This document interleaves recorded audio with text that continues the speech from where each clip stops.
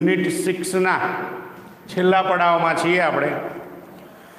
Strike against વોરની અંદર ઘણી બધી વાતો આપણને હેલન કેલરના ભાષણ દ્વારા જાણવા મળે છે કે ભાઈ આપણે પોતાના જ દેશની અંદર અસ્વતંત્રતા મહેસૂસ કરીએ છીએ, પોતાના જ ઘરમાં અસ્વતંત્રતા મહેસૂસ કરીએ છીએ, કારણ કે એઝ અ વર્કર કે કોઈ પણ એક એઝ અ હ્યુમન બિંગ આપણી કોઈ કાળજી લેતું નથી, આપણા તરફ કોઈનું પણ ધ્યાન નથી. આપણા સત્તાધીશો પણ પોતાના જ ફાયદાના વિચાર કરતા હોય છે, સામાન્ય રીતે પ્રજાના વિશે કોઈ વિચાર કરતું નથી.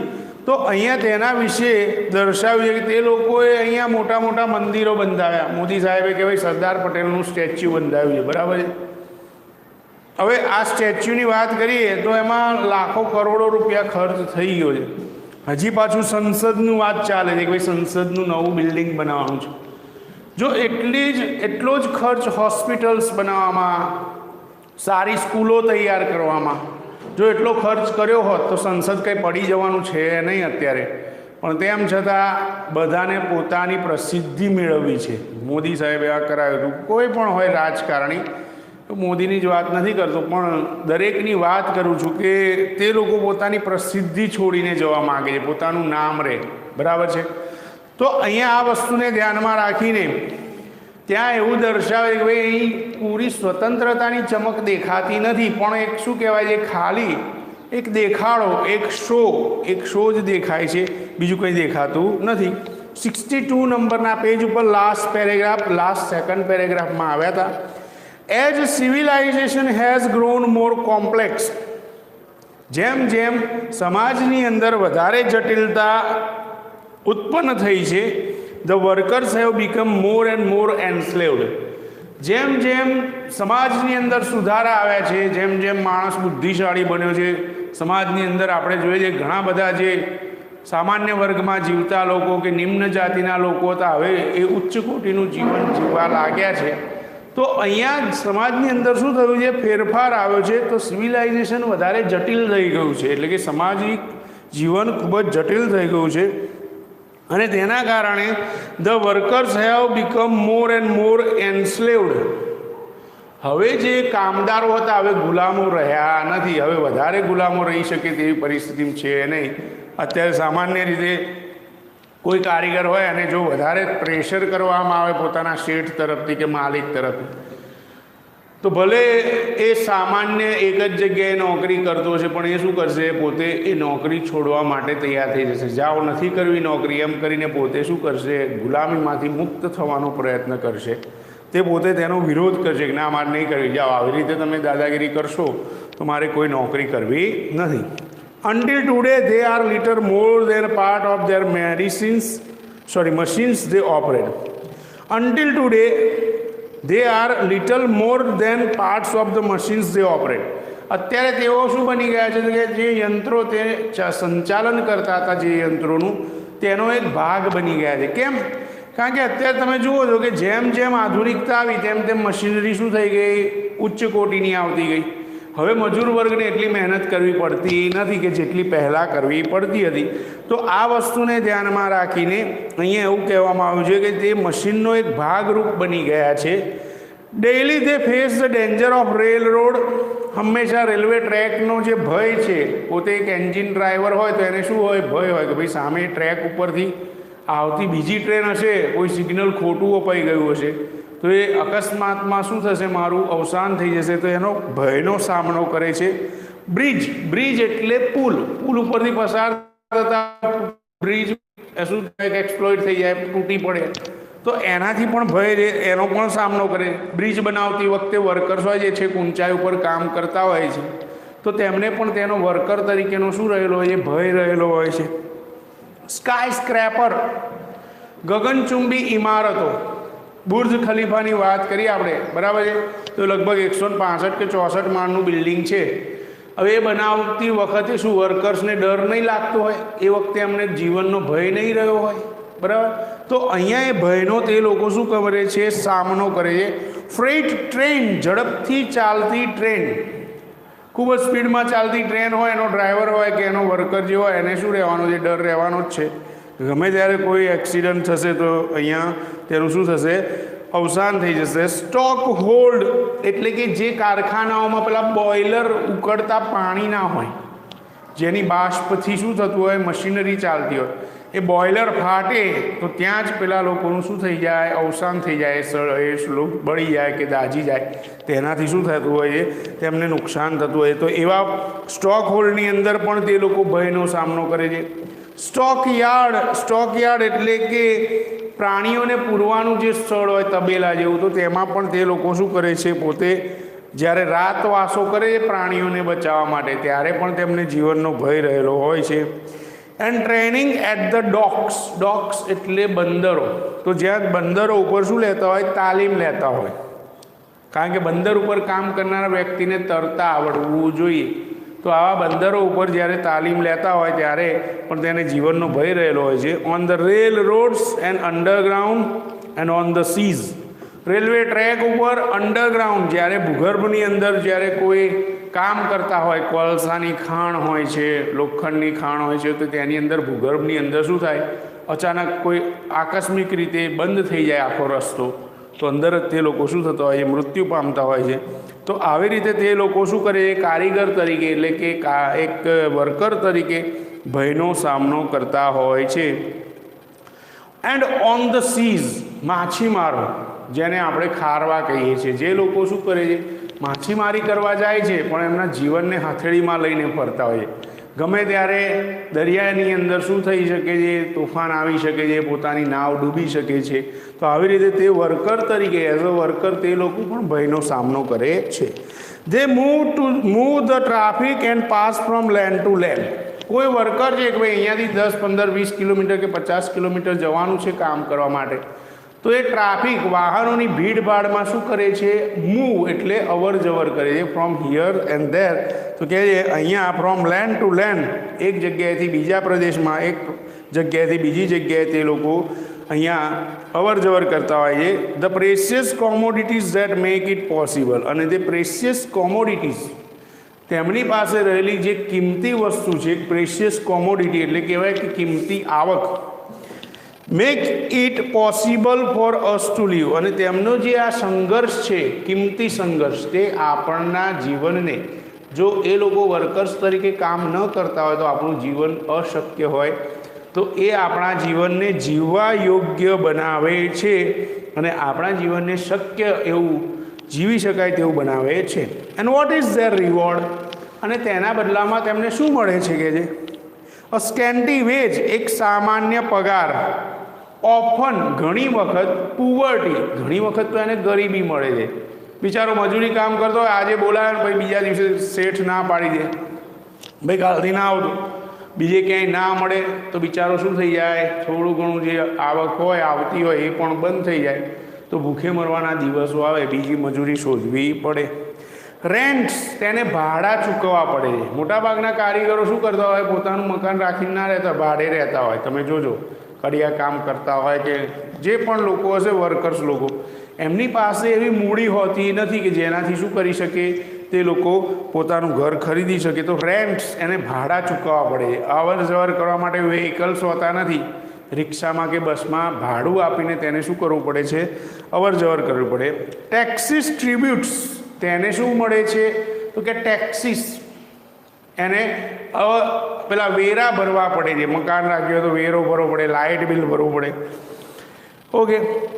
એન્ડ વોર કમ્પેન્સેશન્સ, અને યુદ્ધ થાય તો તેના ફાળા સ્વરૂપે તેને યુદ્ધનો ફાળો પણ આપવો પડે છે. યુદ્ધના વળતર સ્વરૂપે. જો યુદ્ધ થાય તો બિચારો વર્કર છે, થોડું ઘણું જ કમાઈએ, એના જીવન ગુજારો કરી શકે એટલું જ કમાઈએ, પણ જો યુદ્ધ થાય તો પણ તેને શું કરવું પડે, એ ફરજ પાડવામાં આવે છે કે ના ભાઈ તારે ફાળો આપવો પડશે. તો વળતર સ્વરૂપે, યુદ્ધના વળતર સ્વરૂપે પણ તેને પૈસા આપવા પડે છે. The kind of preparedness the workers want is reorganization and reconstruction of their whole life. The kind of preparedness, એક પ્રકારની જે પૂર્વ તૈયારી છે, the workers want, જે આ કારીગરો ઈચ્છતા હોય છે, is reorganization, તે એક પુનઃ આયોજન છે, and reconstruction of their whole life, તેમના જીવનની પુનઃરચના છે. તે લોકો તે આ પ્રકારનું એક નવું નવી પૂર્વ તૈયારીની ઈચ્છા રાખે છે। તો અહીંયા કારીગરોને મનમાં શું છે કે ભાઈ અમારે બીજું કંઈ નથી જોઈતું, બટ રિકન્સ્ટ્રક્શન કરો એન્ડ રીઓર્ગેનાઇઝેશન કરો, એટલે કે પુનઃ આયોજન કરો અને પુનઃ એક પ્રકારનું શું કહેવાય કે રચના કે પુનઃ બંધારણ કરો, અમારા જીવનને નવેસરથી શરૂ કરી શકાય તેવું સરસ મજાની આયોજન કરો। Such as has never been attempted, કે જેને ક્યારેય ધ્યાનમાં લેવામાં આવતી નથી બાય સ્ટેટ્સમેન ઓર ગવર્નમેન્ટ, કોઈ પણ સત્તાધીશ દ્વારા કે સરકાર દ્વારા તે વસ્તુને ધ્યાનમાં લેવામાં આવતી નથી। બરાબર। હમણાં થોડાક સમય પહેલાં લગભગ 1.5-2 વર્ષ થઈ ગયું, પેલા મજૂર વર્ગના લોકોને 10 રૂપિયામાં ટિફિન જમવાનું, ફિક્સ થાળી, દાળ ભાત શાક રોટલી સાથેનું ફિક્સ લંચ તેમને પેક કરી આપવામાં આવે। જો એ લોકો ટિફિન લઈને આવે તો ટિફિનમાં ભરી આપવામાં આવે। એવી રીતે અહીંયા અમુક કાઉન્ટર નાખ્યા હતા, બરાબર છે। પણ ત્યાં તમે જુઓ કે વર્કર્સને છોડીને બીજા અન્ય લોકો પણ તેનો શું કરતા હોય છે, લાભ લઈ લેતા હોય છે, બરાબર છે। 10 રૂપિયા મળતું હોય ફિક્સ ભોજન, તો એ કોણ ના લે?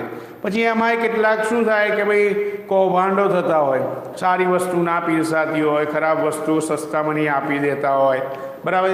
તો આવી રીતે આપણા દેશમાં પણ આવું ક્યારે શક્ય બનશે નહીં કે ભાઈ ફરીથી પુનઃ આયોજન કરી શકાય, નવરચના કરી શકાય। વર્કર્સ માટે કોઈ દિવસ કોઈ પણ રાજકારણી કે કોઈ પણ ગવર્મેન્ટને કોઈ પડી નથી, મજૂર વર્ગ છે એમની રીતે કરી ખાશે। તમે જુઓ છો કે સામાન્ય રીતે પેલા રોડ પર ખાડાને ખોદતા હોય એ તંબુ જેવું બનાવીને પ્લાસ્ટિકનું ઘર બનાવીને બિચારા રહેતા હોય છે, ટેન્ટ જેવું બનાવીને, જોયું છે ને?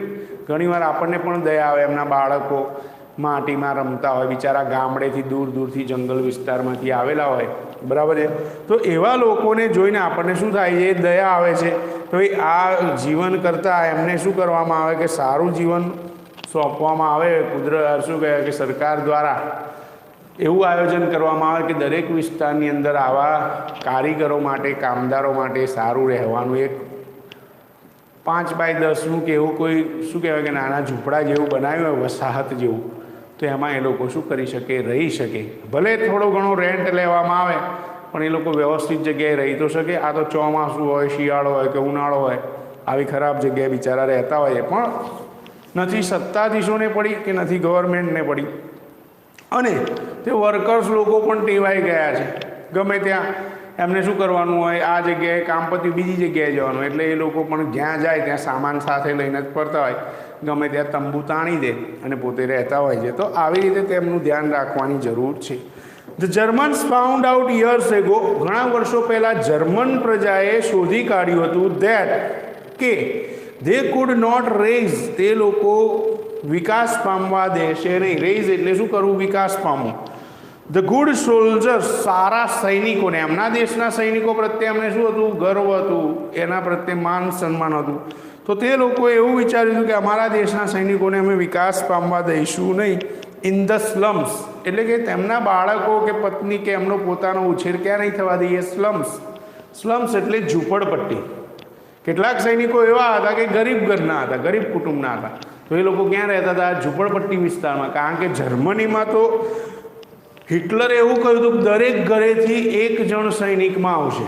વિચાર કરો, દરેક ઘરેથી એક, એની સેના વધારવા માટે તેણે એક ઘરમાંથી એક સૈનિક તો ખરો જ, અમુક જગ્યાએ તો 2-2, 3-3 લોકો પણ સેનામાં જોડાયા હતા।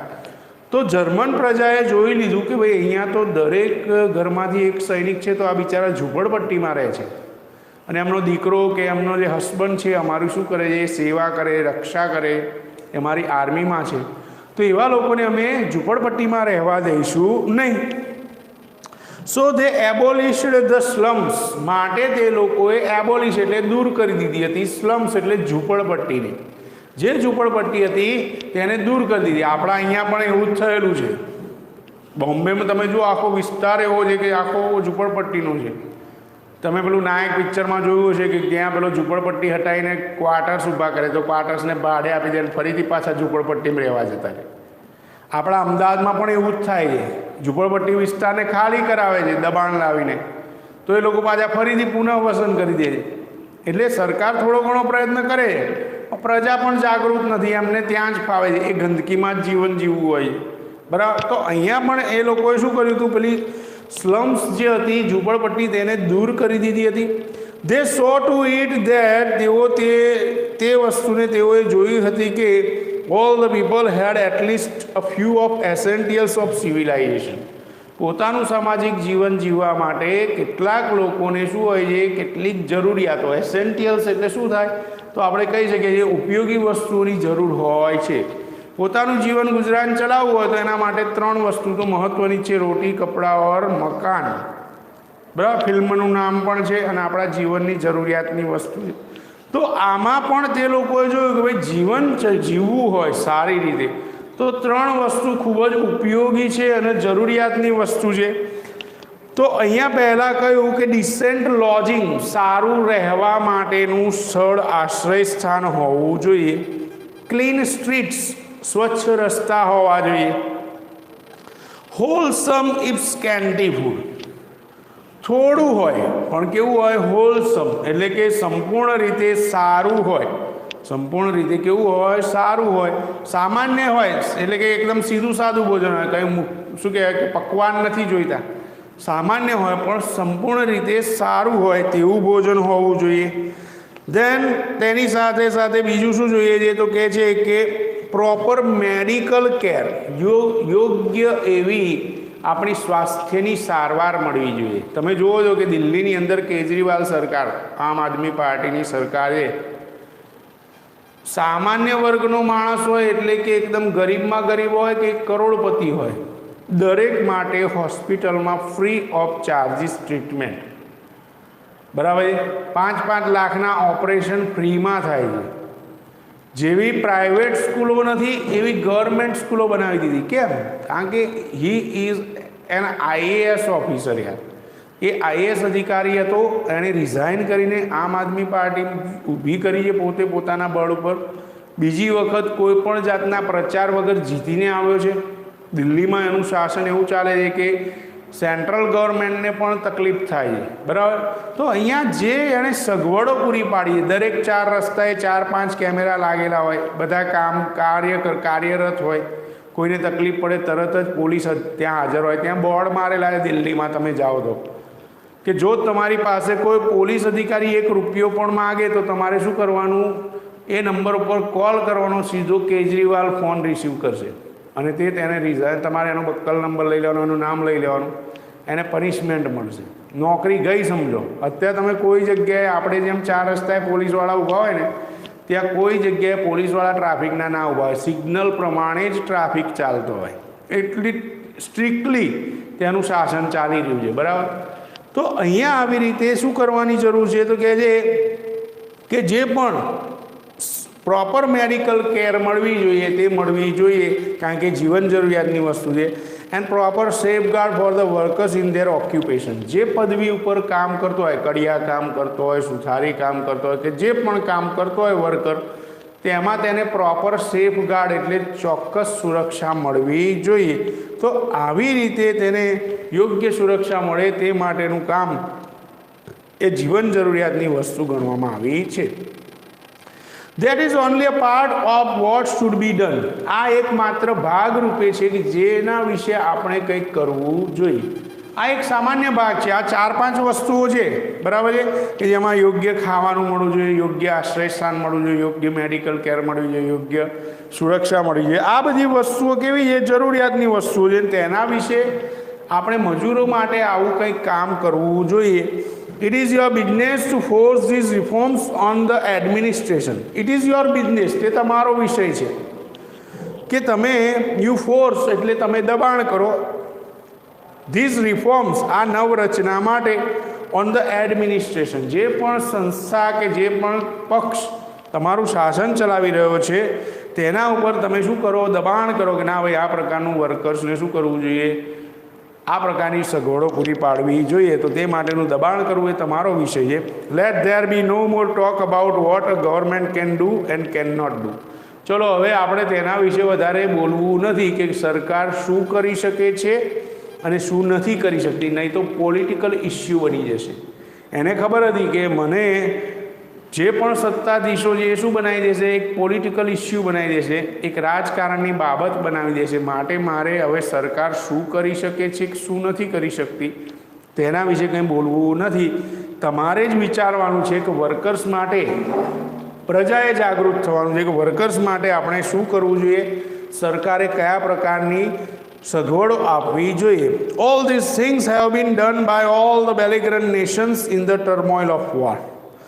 All this things have been done. આ બધા જ પ્રકારની ક્રિયાઓ કરવામાં આવે છે. કોના દ્વારા? By all the belligerent Nations, ઉત્સાહી એવા રાષ્ટ્રો દ્વારા.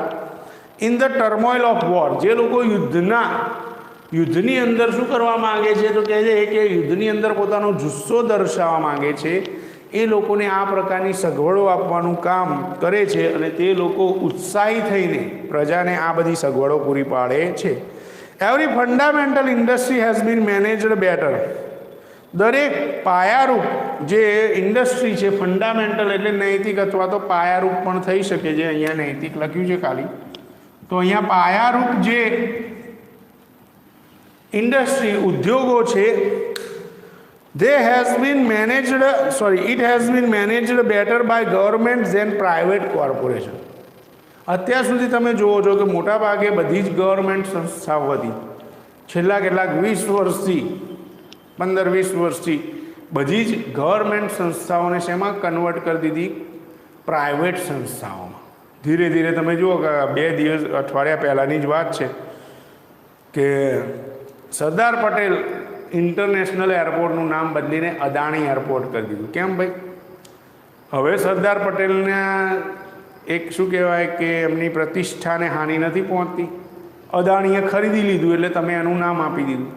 અદાણીએ ભલે ખરીદી લીધું પણ સરદાર પટેલ એક મહાન વ્યક્તિ હતા, એનું નામ રાખો. કાલ તો તમે અમદાવાદનું નામ પણ બદલી દેશો, હે, મોદીનગર રાખી લેશો, રૂપાણીનગર રાખી લેશો. તો આ શક્ય છે? ના. તો આવી રીતે કોઈ ચેન્જીસ, બદલાવ લાવવા એ તમને હક છે નહીં. બરાબર છે? કાલે તમારા ઉપર થોપી બેસાડવામાં આવે, અમે કહીએ એમ જ કરવાનું. બધી જ ગવર્મેન્ટ નોકરીઓને પ્રાઇવેટ કરી દેવામાં આવે તો એનો કોઈ ફાયદો ખરો? છેલ્લા 20 વર્ષથી જે લોકો, જે 2001 કે 5માં જે લોકો ભરતી થયા હતા, એને પેન્શન સેવાનો લાભ મળશે નહીં. આવો એક નિયમ બનાવી દીધો છે. તો હવે શું? બિચારા જે લોકો આખી જિંદગી નોકરી કરે એને પેન્શન પણ નહીં. બરાબર? પ્રધાનોને પેન્શન ખરું. પ્રધાન એકવાર ચૂંટાઈ ગયો, સિક્કો વાગી ગયો કે ભાઈ આ સંસદ સભ્ય છે, આ વિધાનસભાનો સભ્ય, MLA છે, એને આખી જિંદગી પેન્શન મળશે, બીજા ઘણા બધા વળતર મળશે. ખાલી પ્રજા જ મૂર્ખ છે, એના ઉપર શું થઈ જાય છે? સિક્કો વાગી જાય, ભાઈ તમને પેન્શન યોજનાનો લાભ મળશે નહીં. તો આવી રીતે આપણે એનો વિરોધ કરીશું, તો આપણે એને સામે પડીશું, તો જ એનો નિકાલ લાવી શકીશું, આ સમસ્યાને દૂર કરી શકીશું. આપણે જોઈ શકીએ છીએ કે ઘણી બધી જગ્યાએ ગવર્મેન્ટ લોકોની સાથે શું કરી રહી છે? એક પ્રકારની જબરદસ્તી કરી રહી છે, ખોટું થોપી રહી છે કે તમારે આને ચલાવવું જ પડશે. પોલીસવાળાએ માસ્ક ના પહેર્યું હોય તો ચાલી જાય, એને કોઈ રોકે નહીં, વર્દી પહેરેલી. સામાન્ય પ્રજા, બિચારો કારીગર હોય, માસ્ક પહેરવાનું ભૂલી ગયો, ઉતાવળમાં રૂમાલ બાંધવાનું ભૂલી ગયો હોય, સીધો 500-1000 રૂપિયાનો દંડ. પોતાની ગાડીમાં જઈ રહેલો માણસ હોય, એને માસ્ક ના પહેરે તો એને સાઈડમાં કરીને કે ચાલ ભાઈ અહીંયા સાઈડમાં 1000 રૂપિયા દંડ. કેમ? એ પોતાની ગાડીમાં તો ભાઈ એ ક્યાં પ્રદૂષણ ફેલાઈ રહ્યો છે? એના ક્યાં વાયરસ નીકળવાનો? પોતાની ગાડીમાં ગમે તે કરી શકે છે. એટલે આવું છે બધું. આ અત્યારે શું છે? ગવર્મેન્ટનું શાસન એવું છે, સત્તાધીશો એવા છે, જેથી ચાલ્યા કરે છે. ઇટ ઇઝ યોર ડ્યુટી, તે તમારી ફરજ છે, ટુ ઇન્સિસ્ટ, કે તમે મનાવો, અપોન સ્ટીલ મોર રેડિકલ મેઝર, વધુ પ્રમાણમાં કે વધુ માત્રામાં તમે લોકોને મનાવો, લોકો પ્રજાને જાગૃત કરો, તે તમારી ફરજમાં આવે છે. It is your business to see that, તે તમારો વિષય છે કે તમે તેનું ધ્યાન આપો. દેટ, કે no child is employed is an industrial establishment or mine or store. કોઈ પણ બાળકની એમ્પ્લોયડ એટલે કે શું ન કરવામાં આવે? કારીગર તરીકે નિયુક્તિ ન કરવામાં આવે. ઇન એન ઇન્ડસ્ટ્રીયલ એસ્ટાબ્લિશમેન્ટ, કોઈ ઔદ્યોગિક વસાહતોની અંદર, ઔદ્યોગિક ક્ષેત્રોની અંદર. માઇન એટલે કોઈ ખીણની અંદર, કોલસાની ખાણ હોય, લોખંડની ખાણ હોય, ખીણમાં. ઓર સ્ટોર, કોઈ દુકાનની અંદર બિચારાને મજૂરી કરવામાં આવે. અને તમે જોજો ચાની કેટલીય ઘણા બધા બાળકો શું કરતા હોય, 7-8 વર્ષના હોય ને બિચારા શું કરતા હોય? કપડાં કાપી ધોવાનું, લઈ જવા લાવવાનું, ચા મોકલવાનું, ડિલિવરી આપવાનું, આવું કામ કરતા હોય છે. તો આ વસ્તુને ધ્યાનમાં રાખવી જોઈએ. And that no work is needlessly expose to accident or disease. અને કોઈ પણ કોઈ પણ એવું કાર્ય નથી કે જે બહાર પાડે. શેને બહાર પાડે? Expose to accident or disease. કોઈ અકસ્માત કે કોઈ બીમારીને બહાર પાડે બાળકો માટે, એવું કોઈ કામ બાળકોને કરાવવું જોઈએ નહીં. બાળકોને દૂષણનું, પ્રદૂષણનું અસર થાય, કોઈ આકસ્મિક ઘટના બને, કંઈક સળગતું હોય ને દાઝી જાય, અથવા કરંટ લાગે ને એક્સપાયર થઈ જાય, મરી જાય શોર્ટ લાગવાથી, તો આવા કોઈ કામ કરવા જોઈએ નહીં નાના બાળકો પાસે. તેની પાસે આવું જબરજસ્તીપૂર્ણ, આવું ભયાનક કામ કરાવવું જોઈએ નહીં.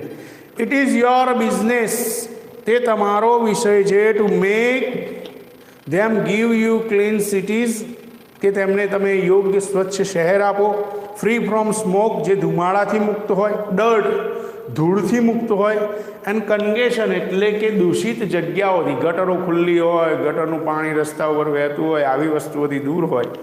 It is your business to make them pay you living veggies, તે તમારો વિષય છે કે નાનું બાળક જો કામ કરતું હોય અથવા તો જે વર્કર્સ લોકો કામ કરે છે તેને યોગ્ય વળતર, એને શું કરવામાં આવે? લિવિંગ વેજ, એટલે જીવન નિર્વાહ ચલાવવા માટેનું યોગ્ય વળતર મળી રહે, તેનું તમારે ધ્યાન રાખવું જોઈએ. It is your business to see that the kind of preparedness is carried in to every department on the nation.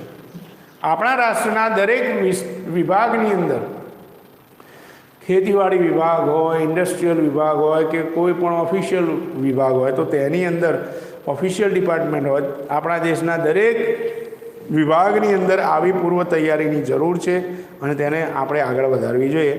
Until every one has a chance to be well born, એટલું જ નહીં, દરેક વ્યક્તિને સારી રીતે જન્મ લેવાનો અધિકાર છે. નવું બાળક, નવજાત બાળક હોય તેને યોગ્ય હોસ્પિટલ્સની અંદર, મેં તમને વાત કહી હતી કે ભાઈ દિલ્હી સરકારે આવું વ્યવસ્થા કરી છે, બરાબર. ઘણીવાર તો આપણે જોયું તો હમણાં લોકડાઉન દરમિયાન એક કિસ્સો આવ્યો હતો કે અંબાજી બાજુ એક પ્રેગ્નન્ટ વુમનને લઈને ગાડીમાં જતા હતા, પોલીસવાળાએ રોક્યા અને બેન લાસ્ટ મંથને પ્રોસિજરમાં હતા પ્રેગ્નન્સીની, અને તે દરમિયાન હોસ્પિટલ ના પહોંચતા એમનું બાળક અવસાન પામ્યું. વિચાર કરો કે જે 9 મહિના સુધી જે માતાએ પોતાની કુંખમાં જે બાળકને જન્મ આપ્યો એને કેટલું દુઃખ થતું હશે.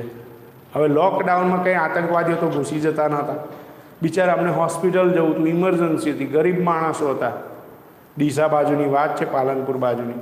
હવે એ લોકોને જવા ના દીધા, પોલીસે રોકી રાખ્યા, ખોટી પ્રોસિજર કરવામાં સમય વિતાવ્યો, 1.5-2 કલાક પસાર કર્યા અને પેલા બેનનું બાળક અવસાન પામ્યું. તો આ ખોટા નિયમોનો ભંગ. જાઓ, આતંકવાદીઓ ઘૂસી જાય ત્યાં રોકો, 2 નંબરનો માલ ઘૂસી જાય, દારૂ ઘૂસી જાય રાજસ્થાન બોર્ડરથી કે એમપી બોર્ડરથી, ત્યાં જઈને રોકો. ત્યાં તો બધાના મોઢા બંધ થઈ જાય છે, ત્યાં કોઈને કંઈ પડી નથી, ત્યાં તો હપ્તા લેવાય છે, પૈસા લેવાય છે, એટલે ત્યાં ના રોકાય. સામાન્ય પ્રજાને જ હેરાન કરવી છે. પૈસા અડ્ડાઓ ચાલે છે દારૂના, ત્યાં રેડ પાડો. બિચારા સામાન્ય વર્ગના લોકોને શું કામ હેરાન કરો છો? આ એક સમજવા જેવી વાત છે, પણ એક જાગૃત નાગરિક કોઈ બનતું નથી. એકાદ જણ બનવાથી કંઈ નહીં થાય, પણ તમે જે યુવા લોકો છો અથવા તમારા જે લોકો આખું સંયુક્તિકરણ થઈને એક સમૂહ બનીને જ્યારે વિરોધ કરશે ને ત્યારે સત્તા પલટો આવવાની શક્યતા રહેશે, અને ત્યારે આપણે યોગ્ય પાઠ ભણાવી શકીશું. વેલ નરિશ્ડ, સારી રીતે તેનો ઉછેર થવો જોઈએ. શું થવો? ઉછેર કરવો જોઈએ. સારી રીતે તેનો ઉછેર થાય, બાળક જન્મ્યું હોય તેનો. રાઇટલી એજ્યુકેટેડ, સારી રીતે તેને શિક્ષણ મળે. ઇન્ટેલિજન્ટ, એટલે બુદ્ધિશાળી બને. And serviceable to the country at all the time, આખા દેશને, આખા રાષ્ટ્રને પોતાની સેવા આપે, એક સારો ઉચ્ચ અધિકારી બનીને. દરેક બાળક એવું ઉચ્ચ અભ્યાસ કરે કે જે દરેક આઈએએસ ને આઈપીએસ બનવા માટે તૈયાર હોય, ડૉક્ટર, એન્જિનિયર બનવા માટે તૈયાર હોય. પણ આપણી તો શિક્ષણ પ્રથા જેવી છે, વારે ઘડીએ બદલાતું રહે. અભણ અંગૂઠા છાપ શિક્ષણ મંત્રીઓ હોય તો શું થવાનું છે? બીજું કંઈ થવાનું છે નહીં. આપણે ખાલી જોઈ જ રહેવાનું છે, કઠપૂતળીની જેમ એ નચાડે એમ નાચવાનું છે, બરાબર છે.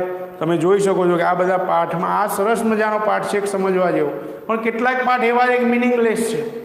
દરેક યુનિટની અંદર, દરેક ધોરણની અંદર તમે જો મિનિંગલેસ વસ્તુઓ છે, કંઈક ઉપયોગી હોય, માણસની અંદર કંઈ ચેન્જીસ આવે, કંઈક એક પ્રકારનું શું કહેવાય કે રિકન્સ્ટ્રક્શન થાય, એવા પાઠની જરૂર છે. Strike against all the ordinances and laws and institution that continue to slaughter of peace and the cruelty of war. અહીંયા સ્ટ્રાઇક એટલે એક હડતાળ અથવા તો વિરોધ કરવામાં આવે છે અગેન્સ્ટ ઓલ ધ ઓર્ડિનન્સીસ, બધા જ નિયમોની વિરુદ્ધમાં, એન્ડ ધ લોઝ એટલે કાયદાઓની વિરુદ્ધમાં, એન્ડ ઇન્સ્ટિટ્યુશન્સ તે સંસ્થાઓની વિરુદ્ધમાં, ધેટ કન્ટિન્યુ જે સતત ચાલુ રાખે છે ધ સ્લાઉટર ઓફ પીસ, શાંતિનો નાશ કરવાનું, શાંતિનો વધ કરવાનું. And the cruelty of war એટલે કે ક્રૂરતાનું યુદ્ધ જે આગળ વધારવાનું ચાલુ રાખે છે તેની સામે વિરુદ્ધ છે. Strike against war for without you no battles can be fought. તમે અત્યારે જો વિરોધ કરશો તો તમારા વગર યુદ્ધ થઈ શકશે નહીં. પ્રજા સહમત હશે તો જ શું થશે? યુદ્ધ થશે. સૈનિકો તૈયાર હશે તો જ રાજા કે જે પણ હશે સત્તાધીશ તે યુદ્ધ કરી શકશે, બાકી તો શક્ય છે નહીં. Strike against manufacturing scrap and gas bombs and the other tools of murder. કેટલાક સ્ક્રેપ વાઢકાપ માટેના સાધનો, નાશ કરવા માટેના યંત્રો, ગેસ બોમ્બ જે બોમ્બ ફેંકવામાં આવે છે તેના ઉત્પાદનની વિરુદ્ધમાં, and all the other tools of murder બીજા જે ખૂન કરવાના બીજા અન્ય સાધનો બનાવવાના જે મેન્યુફેક્ચરિંગ પ્લાન્ટ છે તેની વિરુદ્ધમાં આપણે શું કરવું જોઈએ? વિરોધ કરવો જોઈએ. Strike against preparedness that means death and misery to million of human Bing.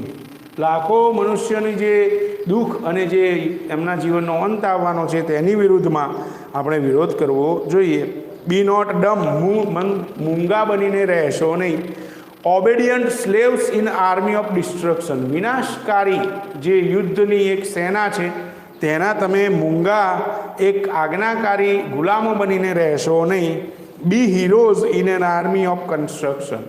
એક નવરચનાની જે સેના છે તેના એક હીરોઝ એટલે કે નાયક બનીને જીવન જીવવાનું તમે શરૂ કરો. એક નાયક બનવાનું પસંદ કરો. પેલા ખલનાયકો જેવું જીવન જીવશો નહીં જે લોકો શું કરી રહ્યા છે? નાશ કરી રહ્યા છે, લોકોનો નાશ કરે છે. અને તેના સેનાના એક મૂંગા, એક શું કહેવાય કે આપણે કહી શકીએ છીએ કે ગુલામ જેવા, મૂંગા ગુલામ જેવા બનીને રહેશો નહીં. તો આવી રીતે આપણને જાગૃત કરવા માટેનો આ પ્રયત્ન થયેલો છે અને તેના દ્વારા આપણને સમજાવ્યું છે કે આપણે જાગૃત થઈશું તો કોઈ પણ સત્તાધીશો જાગૃત થશે, તે લોકોની અંદર ફેરફાર આવશે. નેક્સ્ટ ટાઈમ મળીશું, બરાબર છે? Till then take care, by.